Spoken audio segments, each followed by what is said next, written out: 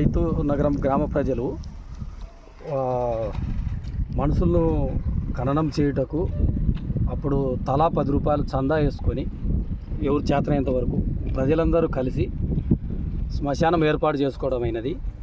ఈ శ్మశానాన్ని ఆక్రమించుకోవడానికి కత్తి శ్రావణి రెడ్డి అనే మహిళ ఇప్పుడు ప్రయత్నిస్తుంది. దాన్ని మాకు సర్వే చేసి రైతునగర గ్రామ ప్రజలకు వినియోగించుకోవాలని మా మనవి. అప్పుడు మేము తలా ఇంత సందాలేసి కొనుక్కున్నామండి. 50 సెంట్లు.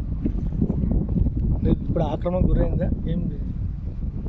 ఆక్రమణకు గురైంది. మేము రానియమని వేరే వాళ్ళతోటి వార్నింగ్లు ఇప్పిస్తూ ఉంది. రావద్దు ఇక్కడ అంటే ఇంతకుముందు గతంలో ఏదైనా శవాల గట్ల పొడిచిపెట్టడం కానీ ఖననం చేయడం జరిగినాయా? 1943 నుంచి 43లో కొన్నాము. 44 మాకు రిజిస్ట్రేషన్ కొన్న కానించి అప్పటి నుంచి 83 కొన్న తర్వాత ఎవరి మీద రిజిస్టర్ చేశారు? కొన్నప్పుడు గుంటుపల్లి కోటేశ్వరం ఆమెకు చేసిన తర్వాత మళ్ళీ 1995లో గ్రామ ప్రజలకు కృష్ణకాంత్కు చేసేసామండి. గవర్నర్ కృష్ణకాంత్ గారికి పేరు మీద చేసినారు. పేరు మీద రిజిస్ట్రేషను మన తాలూకా ఆఫీస్ ద్వారా చేసేసాం.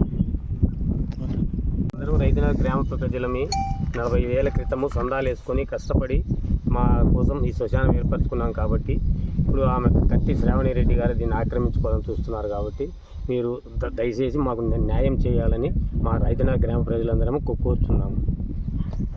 ఏజీ గారు, మా పెద్దమ్మ గారు, మా అత్తగారు, మా బంధువులు మొత్తం ఇక్కడనే ఖననం చేయడం జరిగినది. ఇది 41 సంవత్సరం నుంచి రైతునగరం శ్మశానం ఫస్ట్ ఊరికి ఫస్ట్ శ్మశానం ఇదే. తర్వాత రెండో శ్మశానం ఊరికి అటు సైడ్ కొన్నారు. ఇది వర్గాల తరఫున అది ఒక వర్గము, ఇది ఒక వర్గానికని ఫిక్స్ చేసి కొనుక్కున్నారు. ఫస్ట్ శ్మశానం ఇదే.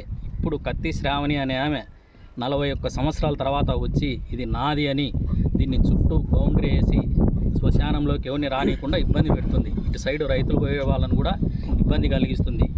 దీన్ని గవర్నర్ కృష్ణకాంత్ మీద రిజిస్ట్రేషన్ చేయించినాము. గవర్నమెంట్ వాళ్ళే దీన్ని సాల్వ్ చేయాల్సిందిగా వాళ్ళకి మనవి చేసుకుంటున్నాము.